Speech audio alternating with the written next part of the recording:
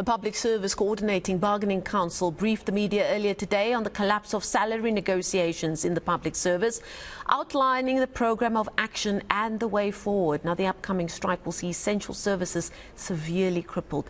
Let's unpack some of that now with the Rural Health Advocacy Project Director, Russell Rensburg, who joins us virtually from here in Johannesburg. Russell, thanks for your time this afternoon. Bad news, obviously, for those wanting to get the most out of these salary negotiations, but even more so for those South Africans who will be impacted by the strike. Your response to the collapse of those talks, Russell? Look, I think it's most unfortunate. Obviously we know that we're in a very difficult time in our history. We've come out of a 2-year pandemic. A lot of healthcare workers have gone beyond the extra mile to help get us through it, right? But our country finances are also in a very difficult position. So I think we need to get to a point where we have greater social solidarity between the workers and the users of the service, but because everybody is battling. But I think there are some measures that we need to look at.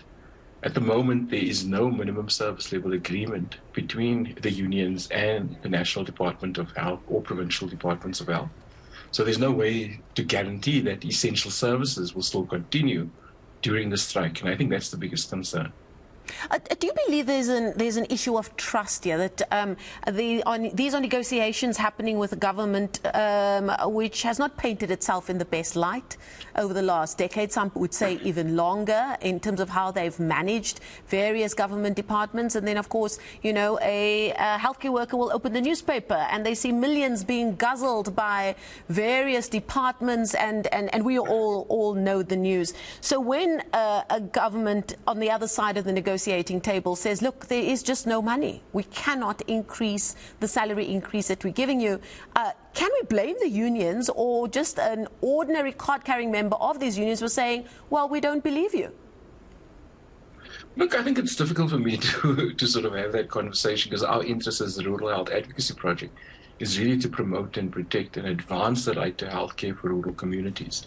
And unfortunately, in the situation where we are at the moment, anything higher than the 3% that they penciled in will have an impact on other services available in healthcare, right? And I think part of what we need to do now is to try and find common ground that is in the interest of the country and not necessarily a particular interest.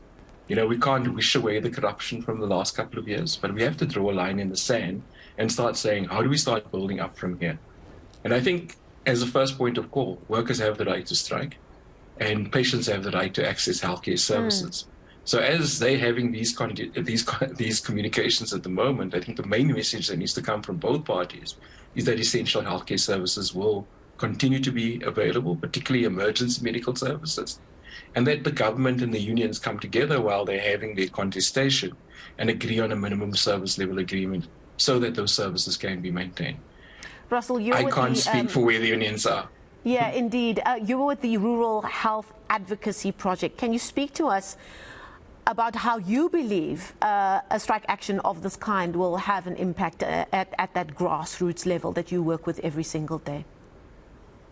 No, I think it will have a massive impact. Rural communities, unlike the ones in urban areas, don't have any other option but the publicly funded services, right? There's 90% unemployment levels in rural areas. So often the only people with medical aid in rural areas are government employees, paradoxically, right? So any discontinuation of services or interruptions in services tend to impact those rural districts, which make up the majority of the health districts in the country, disproportionately, because there isn't an option to go somewhere else.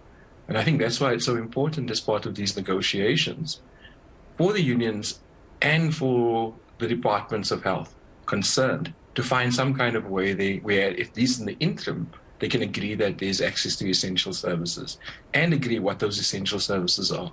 Because we are not party to these agreements, but the patients and the users of healthcare services are now subjected to this battle between the unions and the employer. And all of this playing out against the backdrop of healthcare facilities that are hanging by a thread already, long before we look at the impact of the strike. I just again spoke to the Treatment Action Campaign, the chairperson of the Treatment Action Campaign, just a short while ago, talking about the very sad state of affairs at our hospitals, especially in an urban area like Gauteng, let alone in your rural areas where people often have to travel for days to get the health care that they want. So this is the kind of pressure, strike action of this kind is the kind of pressure that our health infrastructure just cannot bear right now. Absolutely, and it's beyond hospitals. You remember there are 3,500 healthcare clinics as well, where the vast majority of healthcare needs are met. Right? So people won't be able to access sexual and reproductive health services. People won't be able to, and we know already that we already have a problem in accessing those services. Then it's about maternal and child health. You know, people making the antenatal visits. We know we have high cases of maternal mortality, and that's often related to people not being able to use all those services, so it gets worse. Then there's childhood vaccinations. We just saw an announcement now, there's a measles outbreak somewhere, right? And vaccinations, because of COVID, have dropped down, you know, and all of these essential services get interrupted during a strike action. So I think our call to the public service and to the people that you're negotiating with is to find common ground and at the very least, ensure that essential healthcare services continue to be available for the people that need them, because they are not a party to these talks, but they are the victims of them. I'm not backing any horse in this, and I think everybody, like I say, have the right to strike, but we have to start thinking about how does the right to strike interact with that right to healthcare services, and what is the responsibilities of the parties to ensure that at the very least we don't have a competition of rights and the right to healthcare is maintained. A very sobering view there from Russell Rensburg. He's with the Rural Health Advocacy Project, joining us from here in Johannesburg. We thank him for his time this afternoon.